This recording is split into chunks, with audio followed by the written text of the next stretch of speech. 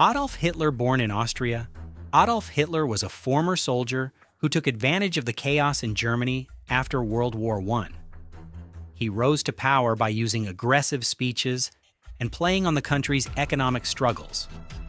His ideas were based on the belief that some races were superior and that Germany needed to take over more land in the East. Once in charge, he tore down democratic rules and turned the country into a total dictatorship. His invasion of Poland in 1939 started a world war that killed between 70 and 85 million people. At the same time, he ran the Holocaust, a government program designed to wipe out millions of innocent people. Even as his enemies closed in, he refused to give up, leading to massive deaths within his own country. In April 1945, with Soviet troops in the heart of Berlin, he took his own life in an underground bunker. After the war, the discovery of his death camps forced the world to completely rewrite international laws. His time in power remains the ultimate example of how a government can be used to commit massive crimes. Joseph Stalin. Joseph Stalin was a top communist official who took control of the Soviet Union after Vladimir Lenin died. He started a series of massive plans to turn the nation into an industrial power overnight. His move to seize control of all farms caused massive food shortages and led to a brutal famine. The famine in Ukraine, known as the Holodomor, is the most famous result of these choices, killing millions. To keep his grip on power, he started the Great Purge to get rid of anyone he thought was a threat. This era was defined by mass arrests and a huge system of forced labor camps known as the gulags. After World War II, he took over Eastern Europe, creating a divide that became known as the Iron Curtain. His government always put the power of the state ahead of the rights of the people. Historians estimate that anywhere from 20 to 60 million people died because of his internal policies. Though he was originally buried in a place of honor, his body was later moved as the country tried to move past his legacy.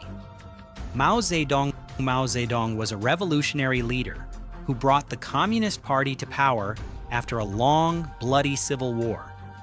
In 1958, he started the Great Leap Forward, a plan to quickly change China from a farming nation to an industrial one. Bad planning and poor harvests led to the deadliest famine in history. Millions of people in the countryside died while the government kept sending food abroad to look successful. Later, he started the Cultural Revolution to keep his influence and attack traditional Chinese culture. This caused years of chaos and the persecution of teachers, doctors, and local leaders. He had total control over the news and schools, creating a massive cult of personality around himself. He believed that constant, violent change was the only way to reach his political goals. Estimates of the total death toll from his policies range from 40 to 80 million people. Even with this high cost, he is still officially honored as the founder of modern China. Hideki Tojo was a high-ranking general who became the leader of the Japanese military and government during World War II. He pushed for Japan to take over more land, claiming the country needed more resources to survive. Under his watch, Japanese troops moved across China and Southeast Asia. These invasions were filled with reports of mass violence against civilians, including the infamous events in Nanjing. His government also allowed secret military units to perform horrific experiments on human subjects. The choice to attack the United States was a gamble to try and take control of the Pacific. He enforced a code that made surrender a disgrace, which led to more deaths for both soldiers and civilians. By refusing to talk peace, he led Japan into a period of massive firebombing and the use of nuclear weapons. Millions died across Asia because of the harsh occupation rules he put in place. After the war, he was put on trial by an international court and executed in 1948. Pol Pot was a Cambodian rebel who developed a radical vision for his country while living in Europe and the jungle. He wanted to get rid of everything modern and turn Cambodia into a nation of simple peasant farmers.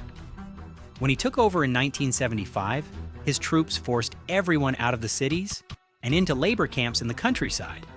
He banned money, closed all schools, and made religion and private business illegal. The government hunted down anyone with an education, seeing them as enemies of the new system.